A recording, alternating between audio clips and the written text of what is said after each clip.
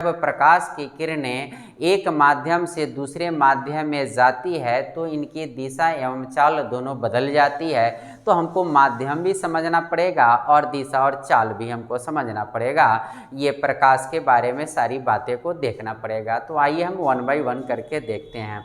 सबसे पहले अगर हम लोग एक बात करें कि वेग क्या है, वेग के लिए अंग्रेजी में शब्द इस्तेमाल किया जाता है वेलोसिटी। तो वेलोसिटी में दो बात आ जाती है, यानी एक दिशा आ जाएगी और एक चाल आ जाएगी, यानी मैग्नीट्यूड आएगा। कहने का मतलब अगर हम बोल रहे हैं कि 10 मीटर प्रति सेकंड के वेग से कोई वस्तु गतिमान है, तो इसका मतलब है कि ये 10 मीटर जो है ना, ये 10 है, ये मैग्नीट्यूड है। ठीक है ना, मैग्नीट्यूड है। मैग्नीट्यूड का मतलब होता है परिमाण है, यानी वैल्यू है। ठीक है ना। और यह पूरब दिशा की तरफ जा रहा है, तो यह पूरब क्या हो गया, हमारा दिशा हो गया। तो यह ध्यान रखना पड़ेगा कि प्रकाश की किरणें जब चलती है तो आगे सीधी रेखा में ही जाती है। ये हम लोग प्रकाश की बुनियादी बातें को हम लोग देख चुके हैं। प्रोपेगेशन ऑफ लाइट हम लोग बात करें, प्रकाश किरणों के संचरण की, गतिमान की, अगर गति की किरणों की बात करें तो यह हमेशा का हमेशा सीधी रेखा में ही होती है। आप हम सब जान चुके हैं। और अगर आप प्रकाश से संबंधित बातों को आप नहीं जानते हैं तो मेरे पीछे के क्लास को देखिए, मैंने 4-5 लेक्चर प्रकाश के बारे में ऑलरेडी ले चुका हूं। प्रकाश से बुनियादी संबंधित कौन कौन से सिद्धांत है इत्यादि पर। तो हम लोग यह जानते हैं कि प्रकाश हमेशा सीधी रेखा में चलती है।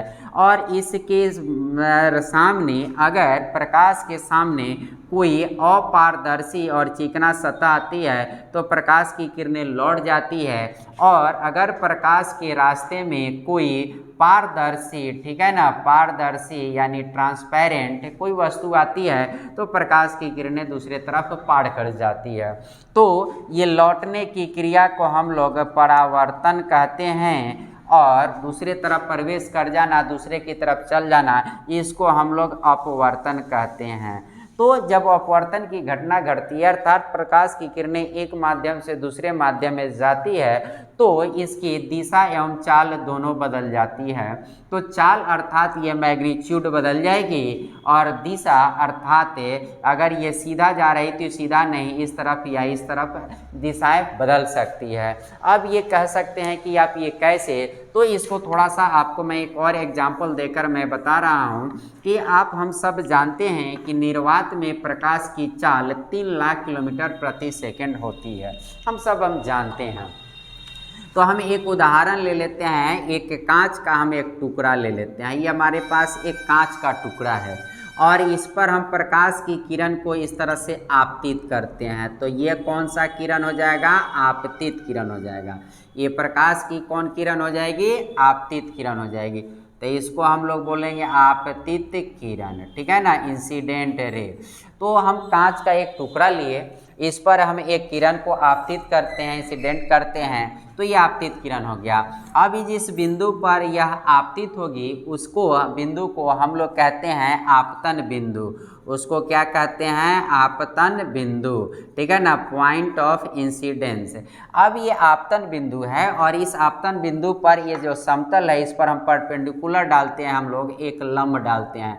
तो यह अभिलंब कहलाता है, जिसको हम लोग अंग्रेजी में नॉर्मल बोलते हैं। अब अगर यहाँ से देखते हैं कि ये अभिलंब है, तो ये प्रकाश की किरणें जो इस तरह से आई है तो ये सीधा जाना चाहिए, लेकिन चूंकि हम लोग पहले से जानते हैं कि प्रकाश की किरणें हमेशा सीधी रेखा में गमन करती है, तो हमेशा इसको सीधी रेखा में ही जानी चाहिए। लेकिन ऐसा होगा नहीं, ये सीधी रेखा में न जाकर क्या करेगी कि इस तरफ से ये मुड़ जाएगी, यानी यह अभिलंब की तरफ झुक गई, ठीक है ना। तो यह अभिलंब की तरफ जो झुक जाती है, अर्थात ये दिशा बदल गई, इतना ये गैपिंग आ गया, यानी दिशा में बदलाव हुआ, दिशा में बदलाव हुआ, ठीक है ना। किस चीज़ में बदलाव हुआ, दिशा में बदलाव हुआ। तो ये प्रकाश की किरणें जब एक माध्यम से दूसरे माध्यम में गई, अब सवाल यहाँ पर आप ये करेंगे कि माध्यम क्या है। तो यहाँ से जो आप प्रकाश की किरणों को भेजे हैं ये हवा से भेजे हैं, और इसके अंदर जो भेजे हैं ये क्या है, हमारा कांच है, ठीक है ना, ये ग्लास है। तो ग्लास एक अलग माध्यम हो गया, एक अलग पदार्थ हो गया, और हवा एक अलग माध्यम हो गया। तो हम यह देखते हैं क्या कि यह दिशा बदल गई एक माध्यम से दूसरे माध्यम में जाने पर। तो ये एक माध्यम से दूसरे माध्यम में गई, दिशा बदल गई। अब हम लोग बात कर रहे थे कि वेग यानी मैग्नीट्यूड यानी परिमाण भी बदलेंगे। तो अब देखेंगे हवा में प्रकाश की चाल को देखेंगे तो 3.3 × 10⁸ मीटर प्रति सेकंड होता है। हवा में प्रकाश की चाल 3 लाख किलोमीटर प्रति सेकंड होती है, जिसको हम लोग एक स्टैंडर्ड पैमाने पर जो मानक पद्धति है, वैज्ञानिक पद्धति है, उसमें 3 × 10⁸ मीटर प्रति सेकंड हम लोग लिखते हैं। ये हमारा हो गया। अब यही अगर बात करें कि ये कांच की बात करें तो 2.25 ये कांच में जो हो जाता है वो 2.0 × 10⁸ मीटर प्रति सेकंड हो जाता है। अब कांच में 2 पर आ गया और यहाँ 3 था, यानी 3 लाख किलोमीटर प्रति सेकंड, यहाँ 2 लाख किलोमीटर प्रति सेकंड। तो यहाँ पर 1 × 10⁸ मीटर प्रति सेकंड, इसको हम लोग सामान्य भाषा में बोले तो 1 लाख किलोमीटर प्रति सेकंड, इतनी की कमी आ गई। तो ये एक कमी जो आ गई ये किसकी वजह से आई है? तो कमी आ गई है, ये जो हवा है वो हल्का माध्यम था यानी विरल माध्यम था, और ये कांच जो है सघन माध्यम है। तो आप याद कीजिए प्रकाश वाले टॉपिक में मैंने बेसिक जब प्रकाश के बारे में बता रहा था तो मैंने एक बात बताया था कि प्रकाश की जो वेग है यानी चाल है, यह माध्यम की सघनता यानी माध्यम डेंसर ज़्यादा हो गया यानी सघन ज़्यादा हो गया यानी माध्यम का घनत्व ज़्यादा हो गया तो वेग वेलोसिटी घट जाती है। तो यहाँ पर कांच जो है वह ज़्यादा डेंसिटी वाला है यानी ये ठोस पदार्थ है, और ये हवा गैस पदार्थ है। तो ये कम घनत्व से अधिक घनत्व में गया यानी विरल से सघन में गया। तो क्या हुआ, इसकी क्या हुआ, गति बदल गई यानी चाल बदल गई। तो ये चाल बदले तो अब हम लोग अगर परिवर्तन के अपवर्तन की परिभाषा अगर हम लोग यहाँ से गढ़े तो अपवर्तन का यह हम लोग कह सकते हैं कि जब प्रकाश की किरणें एक माध्यम से दूसरे माध्यम में जाती है, अर्थात हवा से क्या शीशा में, अब यहाँ पानी रख सकते हैं, शीशा रख सकते हैं, यहाँ शीशा रख सकते हैं, इधर हवा रख सकते हैं, कुछ भी किधर भी रख सकते हैं, बस 2 होना चाहिए माध्यम, ठीक है ना। परावर्तन में हमेशा एक माध्यम होना चाहिए, अपवर्तन में 2 माध्यम होना चाहिए, ये ध्यान रखेंगे। तो अब हम लोग अगर बात करें यहाँ पर अगर एक हम निष्कर्ष निकाल कर ले आए, अपवर्तन में अगर हम लोग अगर निष्कर्ष निकालें तो इसमें 2 माध्यम होना चाहिए, ठीक है ना, 2 माध्यम होना चाहिए। और ये 2 माध्यम के साथ साथ जब प्रकाश की किरणें एक माध्यम से दूसरे माध्यम में जाएगी तो यहाँ पर वेग में परिवर्तन होना चाहिए, वेग में ही आ जाएगा चाल प्लस दिशा। तो आप वेग ना बोलकर यह भी बोल सकते हैं, आप सोच रहे होंगे कि वेग में चाल प्लस दिशा क्यों आ जाएगा, चाल और वेग में क्या अंतर है, दोनों तो एक ही चीज़ होता है। फिजिक्स में दोनों एक चीज़ नहीं है, दोनों 2 चीज़ें हैं। वेग अर्थात velocity is a scalar physical quantity, whereas speed अर्थात चाल is a scalar quantity. Vector quantity वेग है, सॉरी मैंने शायद उल्टा बोल दिया, वेग यानी वेलोसिटी इज अ वेक्टर को फिजिकल क्वांटिटी यानी सदिश राशि है, इसमें दिशा और परिमाण दोनों होते हैं। वेयर एज चाल यानी speed is a scalar quantity, अर्थात इसमें सिर्फ परिमाण होते हैं, दिशा नहीं होते हैं। तो आप यह बोल सकते हैं कि जब प्रकाश की किरणें एक माध्यम से दूसरे माध्यम में जाती है तो प्रकाश के दिशा एवं चाल दोनों बदल जाते हैं। तो इसी घटना को हम लोग प्रकाश का अपवर्तन कहते हैं। तो आप समझ गए होंगे कि प्रकाश का अपवर्तन किसे कहते हैं। इसको बहुत आसानी से आप याद रखिए। कैसे याद रखेंगे? 2 माध्यम का बात करेंगे, एक माध्यम से दूसरे माध्यम में प्रकाश को गुजारेंगे, ठीक है ना, एक माध्यम से दूसरे माध्यम में प्रकाश को गुजारेंगे। यानी आप परिभाषा याद करने के लिए ध्यान देंगे, 2 माध्यम लेंगे और बोलेंगे कि जब प्रकाश की किरण एक माध्यम से दूसरे माध्यम, 2 माध्यम ले लिए, कोई 2 माध्यम हो सकता है, माध्यम यानी ठोस, द्रव और गैस। तो एक माध्यम से दूसरे माध्यम में जब प्रकाश की किरणें जाती है तो प्रकाश की किरणों की दिशा और चाल अर्थात वेग बदल जाती है। इसी घटना को प्रकाश का अपवर्तन रिफ्रैक्शन ऑफ लाइट कहते हैं। अब आप लोग यहाँ थोड़ा सा कंफ्यूज करते हैं कि ये माध्यम क्या होता है। तो ये माध्यम को अगर हम लोग बोले अंग्रेजी में तो ये होता है मीडियम।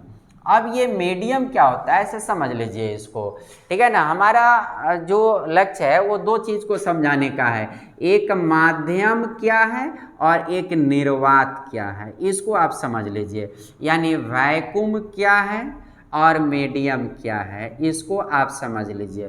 तो वैक्यूम और मीडियम क्या है इसको समझिए।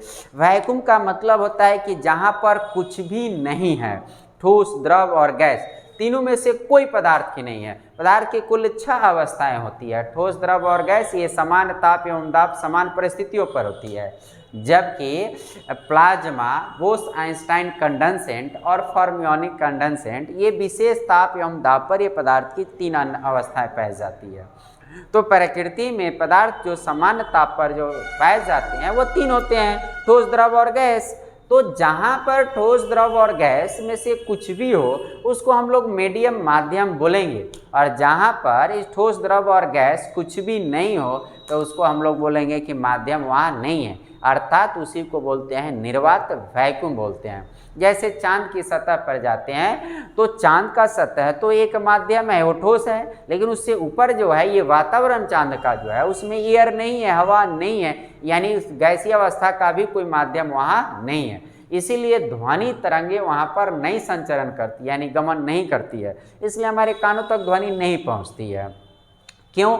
क्योंकि वहाँ ध्वनि जो है एक प्रकार का मैकेनिकल वेव है, यानी यांत्रिक तरंग है। यांत्रिक तरंग के चलने के लिए माध्यम की आवश्यकता होती है, और माध्यम वहाँ है नहीं तो ध्वनि सुनाई नहीं देती है। तो ये आप बात समझ गए। तो माध्यम का मतलब समझ गए, ठोस, द्रव और गैस को हम लोग क्या कहते हैं? माध्यम कहते हैं। अब ये ठोस, द्रव और गैस जब माध्यम हो गया तो इस माध्यम में भी हम लोग तुलना करते हैं, एक माध्यम को सघन बोलेंगे और एक माध्यम को विरल बोलेंगे।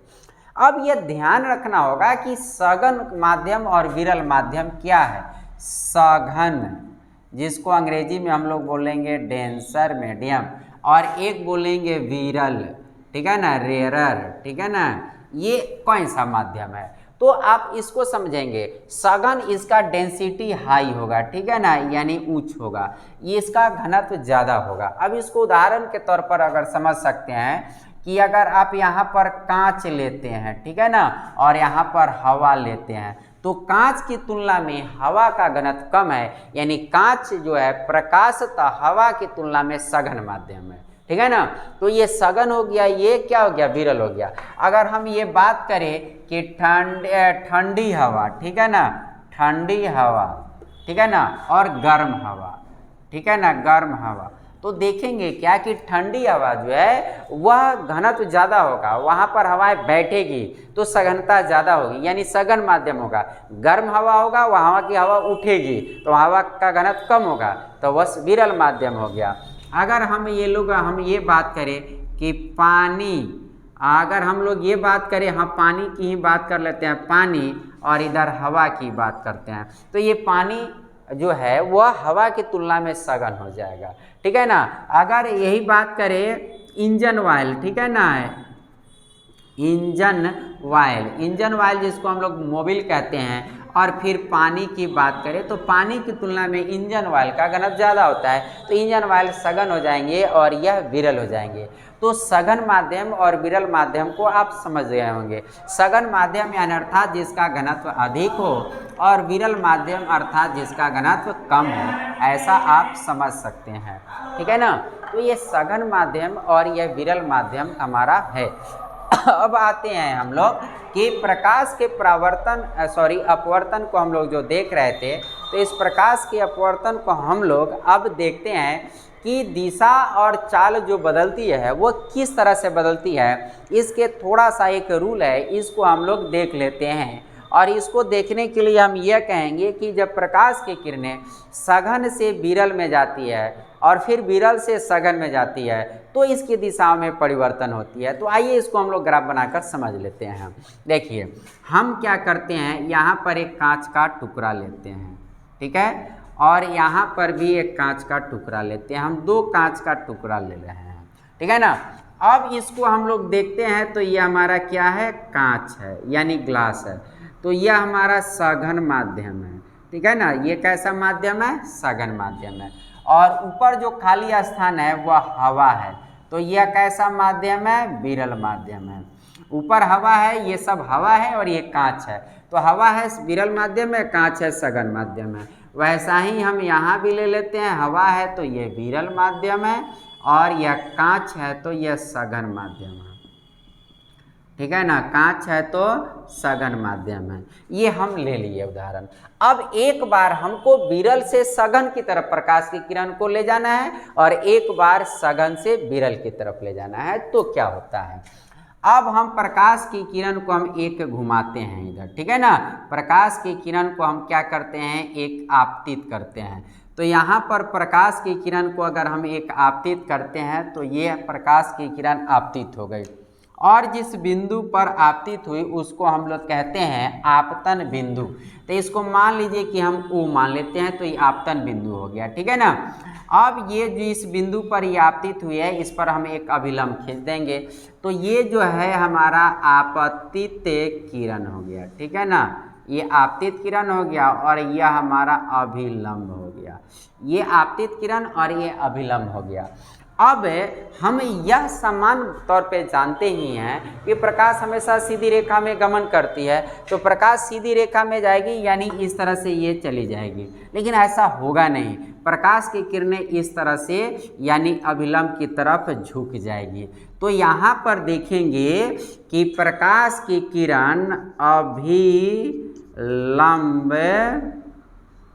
अभिलंब की ओर झुकती है, ठीक है ना, अभिलंब की ओर झुकती है।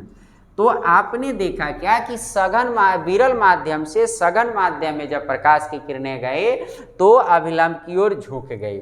अब इसमें हम लोग यहाँ पर देखते हैं, एक प्रकाश की किरण को हम लोग यहाँ पर आपतित करते हैं, ठीक है ना। अब एक प्रकाश की किरण को हम यहाँ से आपतित करते हैं, ऊपर हवा है यानी नीचे भी हवा है, ठीक है ना। विरल